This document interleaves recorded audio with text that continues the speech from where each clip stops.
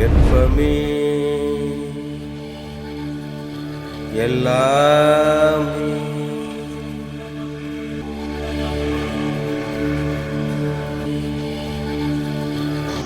வெப்பமே எல்லாமே, எல்லாமே ஒன்றுதான். வெப்பமே எல்லாமே, எல்லாமே ஒன்றுதான். வெப்பமும் சூரியனும், சூரியனும் வெப்பமும். வெப்பம் சூரியன்.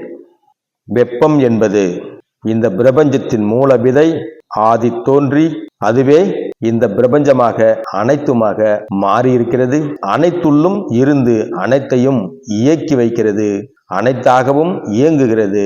அனைத்துள்ளும் இருந்து தன்னிச்சையாக தானாக இயங்குகிறது, இயக்குகிறது, இயங்குகிறது, இருப்பாக்குகிறது.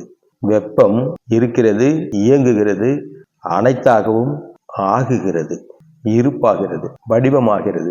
மறைநிலையான வெப்பம் இருந்து இயங்குவதன் மூலம் உருவத்தன்மையாக வடிவத்தன்மையாக மாறுகிறது. அதன் வழியில்தான் அனைத்தாகவும் மாறி இந்த பிரபஞ்சமாக விரிவடைந்து இருக்கிறது, இயங்குகிறது.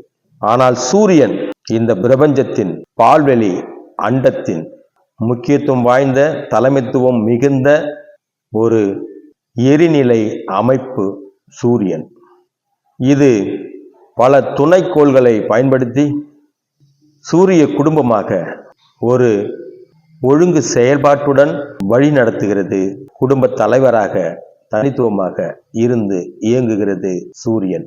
ஆக தான் தோன்றி தன்னைத்தானே வளர்த்து அனைத்துமாகி ஆதி தோன்றியாகி பிரபஞ்சமாக விரிந்திருப்பது வெப்பம்.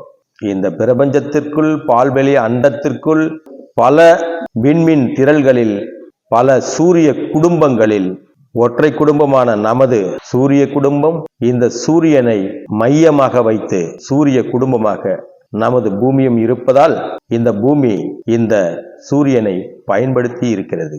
ஆக முழுமையாக இருப்பது பிரபஞ்சமாக விரிவடைந்திருப்பது வெப்பம் எனில் அதன் ஒரு பகுதி லட்சத்தில் கோடியில் பல கோடியில் ஒரு பகுதிதான் சூரியன் என்பது.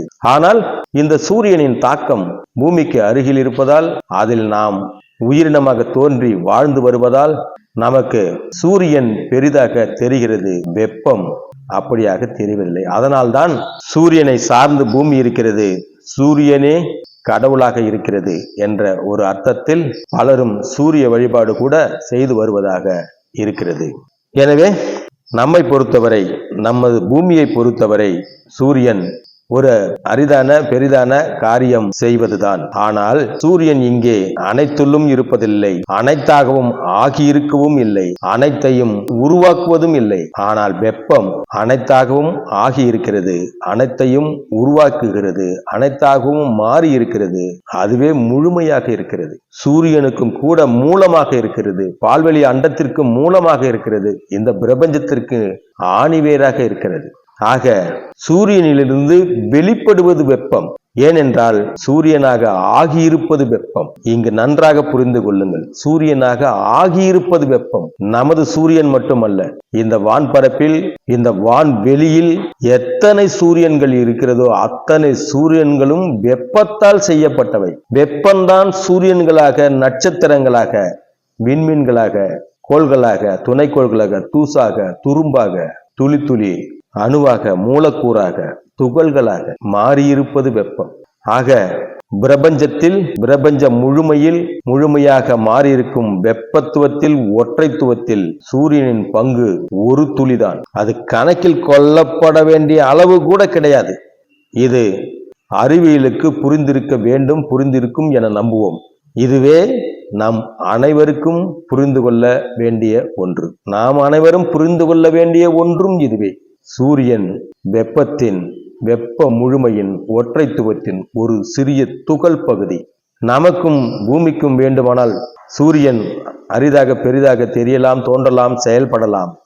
ஆனால் வெப்ப முழுமையில் சூரியனின் பங்கு மிக குறைவே என்பதால் வெப்பம் என்பது முழுமை, சூரியன் என்பது அதனுடைய ஒரு பகுதி என்பதை நாம் புரிந்து கொண்டு, வெப்பமே சூரியன் ஆகிறது. சூரியன் உள்ளிருப்பு வெப்ப சக்தியை வெளிப்படுத்துகிறது. அதாவது உள்ளே சென்றது, உள்ளே சேர்வது, மற்றவற்றில் இருந்து ஈர்ப்பை இருந்து எரித்து வெளிப்படுத்துவது என்பதுதான் சூரியனின் வேலை என்பதை நாம் புரிந்து கொண்டால், சூரியன் ஒரு சிறிய அளவு, வெப்ப முழுமையில் என்பதை நாம் புரிந்து கொண்டு, வெப்பமே எல்லாமே, எல்லாமே ஒன்றுதான் என்பதை உணர்ந்து கொண்டு வெப்பத்திற்கு மதிப்பளிப்போம். இனிமேலாவது.